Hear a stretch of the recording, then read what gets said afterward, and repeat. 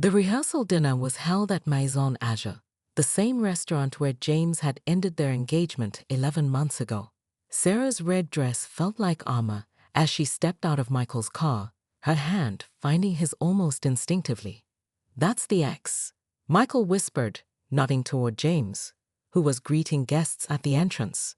The one who thought sustainable architecture was just fancy recycling.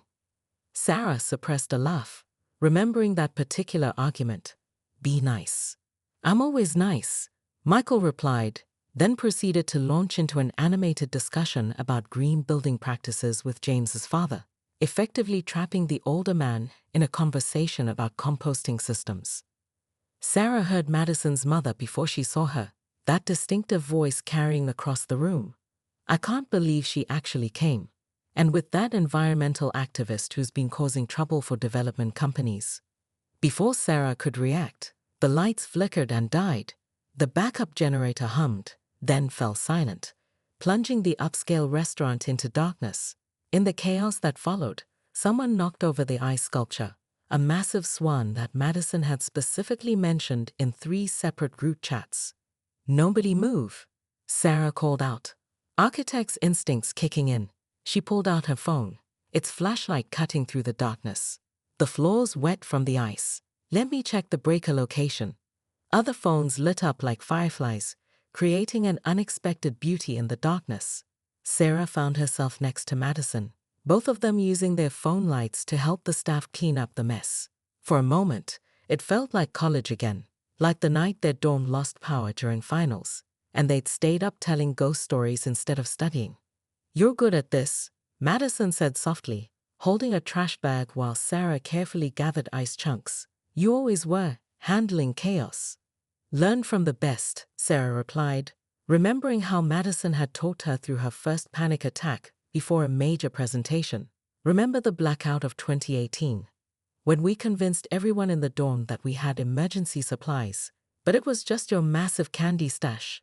They shared a laugh that felt both familiar and strange. In the dim light, Sarah caught a glimpse of the girl who had been her best friend for 12 years, not the woman who had chosen a man over their friendship. The lights suddenly blazed back on, breaking the moment. Sarah blinked, adjusting to the brightness, and found Michael watching her with a curious expression. "Everything okay?" he asked as she returned to their table. "No," Sarah admitted, watching Madison return to James's side. "But maybe that's okay too. Some things aren't meant to be fixed, just understood." The rest of the evening unfolded like a carefully choreographed dance of awkward moments. James kept calling Michael Mike, despite corrections. Madison's mother made pointed comments about appropriate wedding guests, and the salmon was overcooked. Yet Sarah found herself oddly at peace, trading amused glances with Michael across their wine glasses. As they left, Michael squeezed her hand. "Ready for tomorrow?" Sarah looked back at the restaurant, at the place where her old life had ended and something new had begun. "Actually, I think I am." The waterfront project meeting was a disaster turned miracle. Sarah stood before the city council, halfway through her presentation on sustainable urban development, when a voice cut through her carefully rehearsed speech. "This design completely ignores the historical wetlands." Sarah turned to find Michael Torres, the landscape architect she'd been warned about, standing up in the middle of her presentation. His reputation for environmental advocacy preceded him. He'd halted 3 major developments in the past year alone. "Actually," Sarah responded, clicking to her next slide, "if you'd waited 2 minutes, you'd see how we're incorporating the wetlands into the design." She couldn't keep the edge from her voice. This project meant everything, and she wouldn't let another man derail her career. Michael moved to the front of the room, his passion matching her intensity. "Show me." What followed was less a presentation and more a debate. Sarah and Michael traded points about sustainable architecture versus historical preservation, their back and forth drawing everyone's attention. She defended her innovative water recycling system. He challenged her on native plant species. She pulled up 3-dimensional renderings. He sketched rapid modifications on his tablet. "Stop," Derek interrupted, grinning. "This is exactly what we need. Both of you. Co-lead the project." Sarah and Michael turned to him simultaneously. What?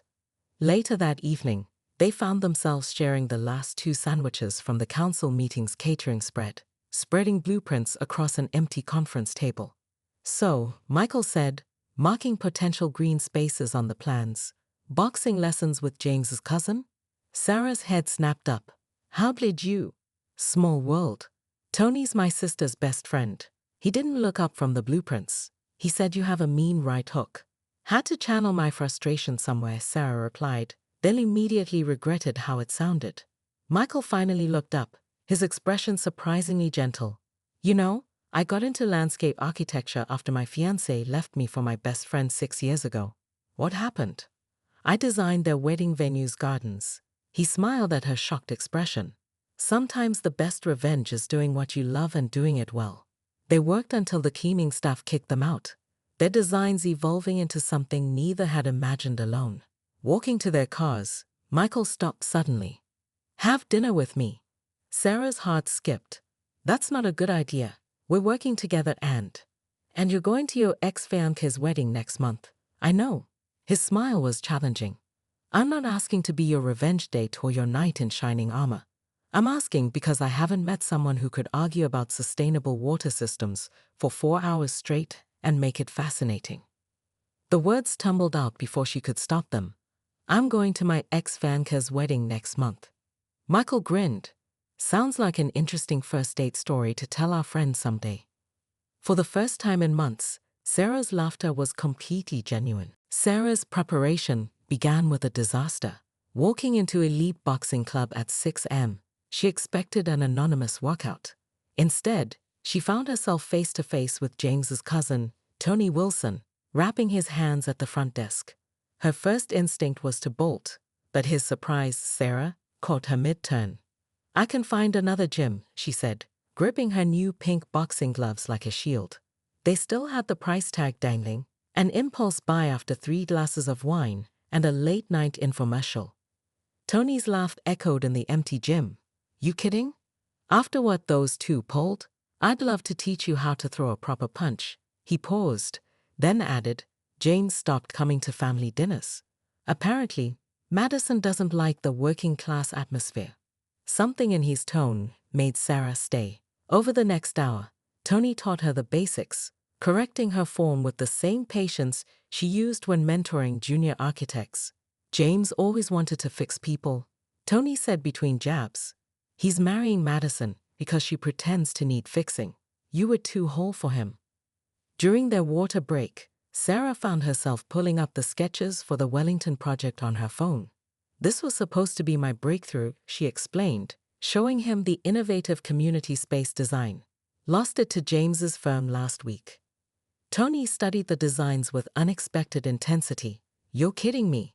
This is exactly what the waterfront needs. He pulled out his own phone, scrolling through contacts.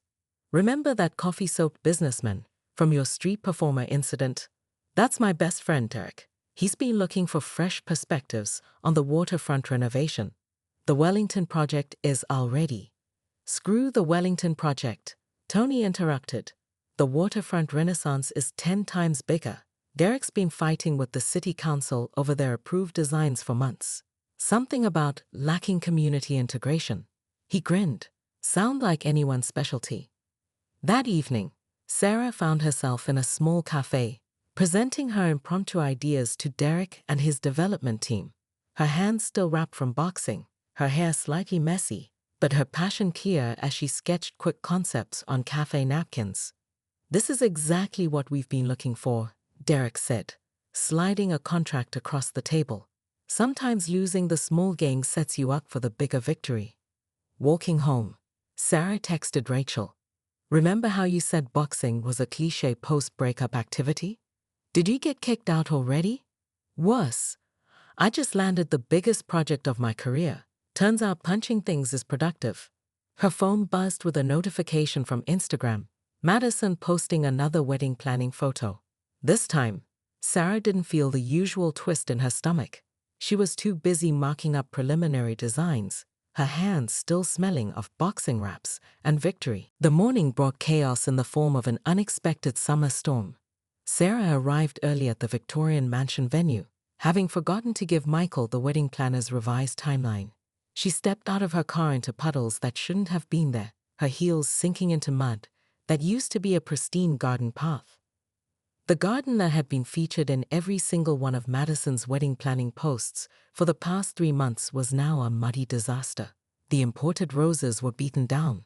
The archway was tilting dangerously, and the koi pond had overflowed, sending expensive fish on adventures across the waterlogged lawn. Sarah found Madison alone in the bridal suite, still in her robe, mascara creating dark rivers down her cheeks as she stared out the window at the destruction below. The usual entourage of bridesmaids was notably absent, probably dispatched on various emergency missions.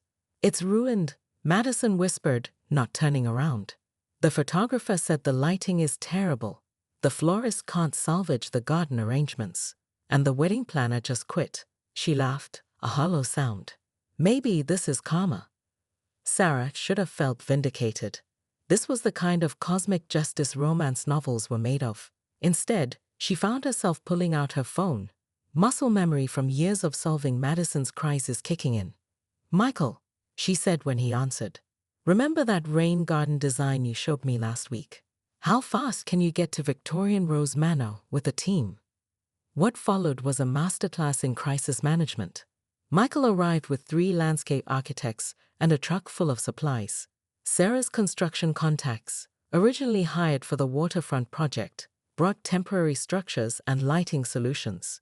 Even Tony showed up, directing traffic in the mud like a boxer in the ring.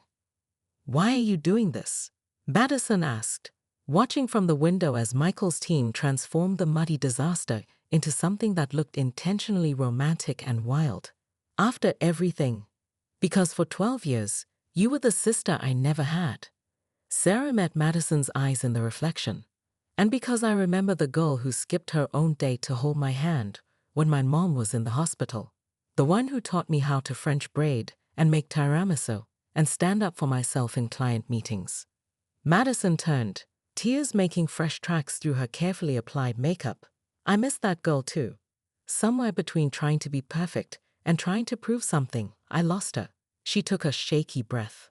"I lost myself, and I lost you, and I'm not sure which hurts more." "She's still in there," Sarah said softly, reaching for the makeup wipes. "And it's your wedding day. Let's find her." Outside, the sun began breaking through the clouds, casting an ethereal glow over Michael's improvised garden design. Sometimes, Sarah realized, the most beautiful things come from storms. "She sent you wait." Rachel's voice crackled through Sarah's car speakers as she sat in downtown traffic, staring at the architectural firm where she just lost a major project bid. The gleaming glass building seemed to mock her, its windows reflecting the late afternoon sun directly into her eyes. "I swear, if you're thinking of going." Sarah cut her sister off, watching a street performer juggle fire batons outside her window. The man's sequin jacket caught the sunlight, creating dancing patterns on the surrounding buildings. "Actually, I am." The performer dropped a baton, barely missing a businessman who jumped back, his coffee splashing across his pristine suit. Instead of exploding in anger, the businessman laughed, took a theatrical bow, and dropped a 20 in the performer's hat. "Have you lost your mind?" Rachel's voice rose an octave. "This is Madison we're talking about. The same Madison who accidentally spilled red wine on your design portfolio before your big interview at Foster and Associates. The same Madison who's now marrying your ex-fiancé." Sarah watched as the businessman and street performer posed for a selfie. That unexpected moment of chaos transformed into something memorable. "Maybe I have lost my mind, but Rachel, I'm tired of letting them write my story." Her phone pinged with another notification. This time, it was a LinkedIn update. James Wilson had just been promoted to senior partner, the position she'd been in line for when they were together, before she left the firm to start her own company. "Madison wants me to either decline and look bitter or show up and fall apart. But I just watched a guy in a $1,000 suit get drenched in coffee and laugh about it. Sometimes the best response to chaos is to dance with it." There was a long pause on the line. When Rachel spoke again, her voice was softer. "The last time you danced with chaos, You ended up redesigning your entire apartment at 3 a.m. and adopted a cat. And Pixel is the best decision I ever made, Sarah countered, glancing at the photo of her grey Scottish fold tucked into her dashboard. So what's your plan? Show up looking fabulous with some fake date? Sarah watched as the street performer began his routine again, this time incorporating his earlier mistake into the act. No, that's what they'd expect. Madison's playing chess, but I'm done playing games. I'm going to do something much worse.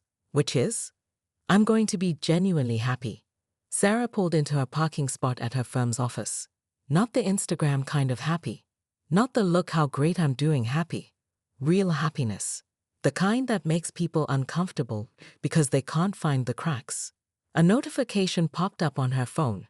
An email from the businessman whose suit got ruined. Subject line: interested in discussing the Wellington project? The same project she just lost to James's firm. Sarah smiled.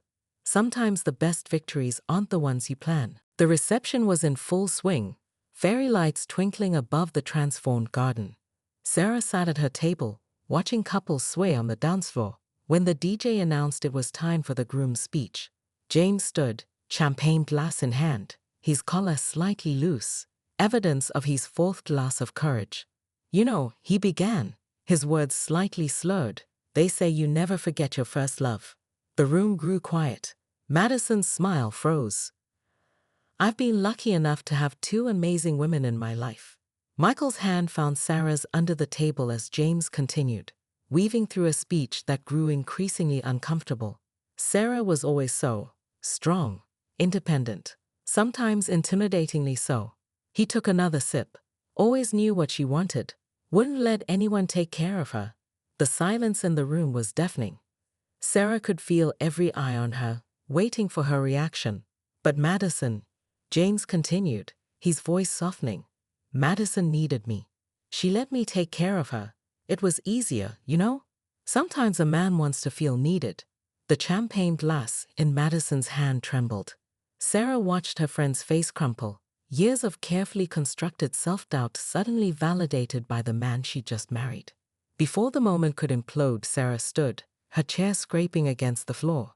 The sound cut through the awkward silence like a knife. She picked up her own glass, untouched champagne catching the light. Actually, Sarah's voice carried across the room, steady and clear. I'd like to say something. She turned to face Madison directly. I spent months thinking about what I'd say at this moment. I had speeches planned, some kind, some not so kind. Madison's eyes met hers, wide and uncertain. But standing here now, I realize something. Growth isn't about becoming someone new. It's about remembering who you were before the world told you to be someone else. Sarah's voice softened. Madison, you were the first person who taught me that. Remember sophomore year, when you convinced me to enter that design competition, even though everyone said I was too young? A tear slid down Madison's cheek as she nodded. You were fearless then. You didn't need anyone to take care of you. You were too busy taking care of everyone else. Sarah raised her glass. So here's to remembering that girl. She's still in there, and she doesn't need anyone's permission to shine. The room erupted in applause, drowning out James's attempts to regain control of the moment. Madison stood, her gown rustling as she crossed to Sarah. Their hug was brief but genuine, years of complicated emotions condensed into one moment. I'm sorry, Madison whispered. I know, Sarah replied. Me too. Later, as the band played and new conversations filled the air, Michael found Sarah by the garden's edge. That wasn't the revenge speech I expected. Sarah watched Madison, laughing with her college friends, a glimpse of her old self shining through. Sometimes the best revenge is helping someone else find their strength. Sarah Chen's coffee mug shattered against her kitchen floor the moment she saw the return address. The dark liquid seeped into the grout lines between her pristine white tiles, forming a spider web pattern that matched the cracks spreading through her composure. Her hands trembled as she pulled out the gold-embossed wedding invitation. Madison Taylor's perfectly curved handwriting, adding salt to an 8-month-old wound. You are cordially invited to celebrate the union of Madison Taylor and James Wilson. The words blurred as she blinked back tears. her ex-best friend and ex-fiancé. The same James who had ended their 3-year engagement over a casual dinner at Maison Azure, the restaurant where they'd first met. He had ordered champagne that night, and Sarah had foolishly thought he was planning something romantic. Instead, he had delivered his carefully rehearsed speech about growing apart and wanting different things. Sarah's phone buzzed. A text from Madison. "I really hope you'll come. It wouldn't be the same without you there." Right below it was a photo of Madison trying on a wedding dress suspiciously similar to the one Sarah had once pinned on her own wedding board. A dress Madison had once criticized as too traditional and not daring enough. The invitation trembled in Sarah's grip as memories flooded back. Madison had been her roommate in architecture school, the person who had held her hair back during late-night study sessions that turned into wine-fueled confessions. They had sworn to be each other's maids of honor, had planned theoretical weddings during boring lectures, and had supported each other through countless failed relationships. Until James. Sarah walked to her home office, her bare feet leaving coffee-stained footprints on the hardwood floor. On her desk sat the latest issue of Architecture Today, featuring her recent restoration project. At 32, she had built her career from the ground up, turning her small firm into a respected name in sustainable urban development. Yet this cream-colored invitation threatened to unravel her carefully reconstructed confidence. Her phone buzzed again. This time it was a group chat with their old college friends. Did everyone get Madison's invitation? Can't believe she actually invited Sarah. Drama alert. This wedding is going to be interesting. Sarah's finger hovered over the RSVP link in Madison's text. Each option felt like a trap. Decline, and she'd look bitter and defeated. Accept, and she'd have to watch the woman who was once closer than a sister marry the man who had promised Sarah forever. As she stared at the screen, an email notification popped up. Her firm had just lost the bid for the downtown revitalization project to James's architectural firm. The universe, it seemed, had a twisted sense of humor.